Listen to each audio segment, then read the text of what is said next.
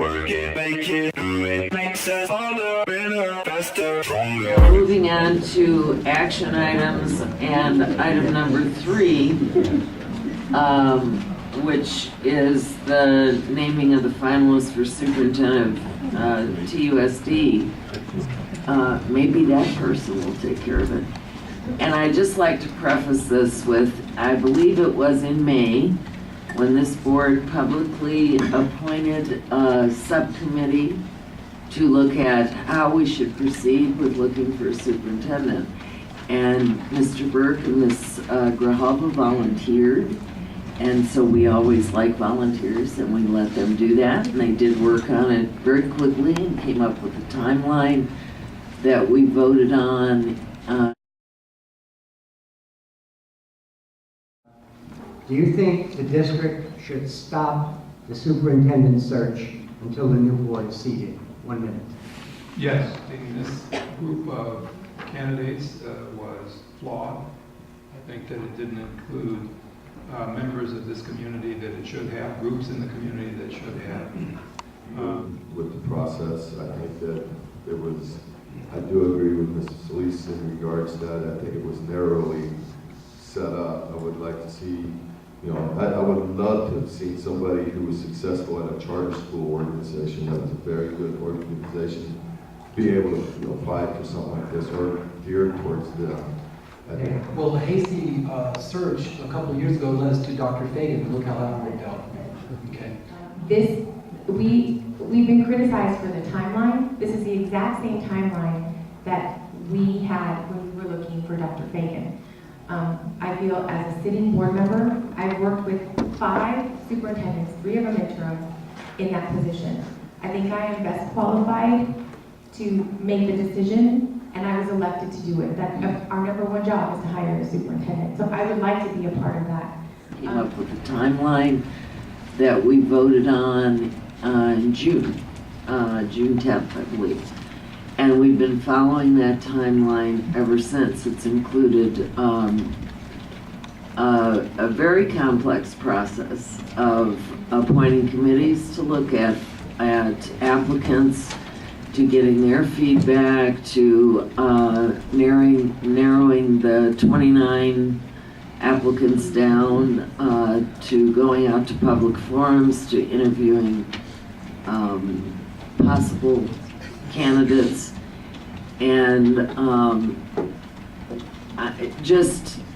recently it's been very difficult to hear that various media outlets have said certain things are going on which they have not been going on. They seem to be listening to some blogger. Won't you tell me, darling, who told you I found somebody new? Tell me who told you that lie, that great big terrible lie. I'll tell you, not a word you heard was true, so cut out your crying, they're only lying. I'm in love with you, believe me. Not been going on. They seem to be listening to some blogger, and the only people who actually know the details of any discussion are these 5 board members, our attorney, who will begin the negotiations with the candidate after the board is voted, and the board secretary. And nobody has checked the facts with these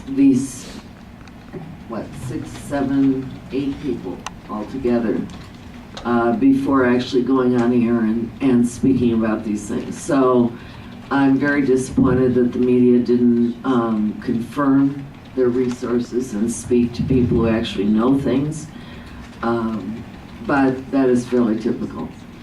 Would anybody else like to preface this with anything at this point? Ms. Burns? Yes. The only thing I would like to say is, after the committee looked at the 29 applications, the board members each had an opportunity to look at those same applications. Each of us went through the applications and put together a list of individuals that we wanted to interview. and as individuals. And then we came together as the 5 of us and vetted out the individual candidates. As a result of that, 4 finalists were asked to be a part of the forums. And I want to say a personal thank you to each of the individuals who applied, and also to the 4 finalists who went through a pretty grueling process. I mean, you had a community forum, you visited with, you went to a school campus, you met with the cabinet. I mean, it was quite a process for any individual who's interested in being a superintendent in this district to go through. And it was a really long day. Started at like early, and they were at the forum until 9 o'clock at night, and then talking with the media afterwards. And so as a result of those forums, we then had additional questions for 2 of the finalists, and the 5 board members got together with our attorneys and asked questions of those other 2 finalists. So there has been no preordained decision about this process, and for so long.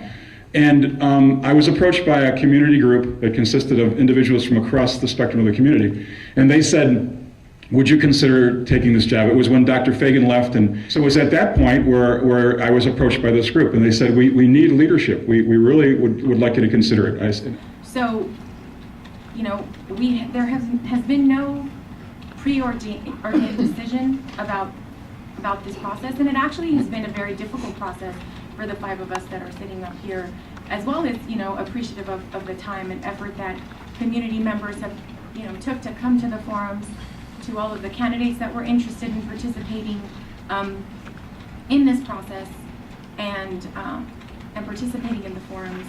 We're very appreciative, and I feel as I've been sitting in this seat for almost 8 years, we've had 5 individuals sitting in that chair. And so we really need stability in this district, and we need stability and leadership for our district. And so it is for this reason that I am going forward with the majority of the board in the decision that we're going to make. And I'm hopeful and optimistic that the rest of the district and the community is going to support this candidate as well.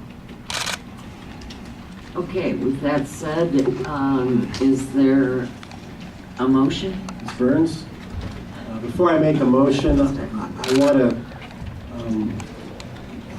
comment briefly on your comment about the media. Of course, it's disappointing to us when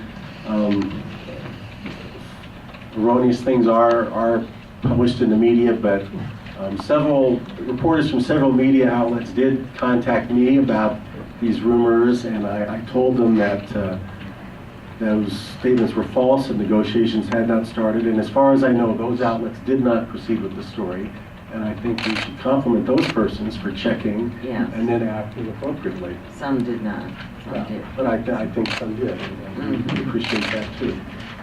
With that said, I move that we select John Pedicone as the finalist for Superintendent of the Tucson Unified School District, pending the commencement and successful negotiation of a contract acceptable to John Pedicone and this board.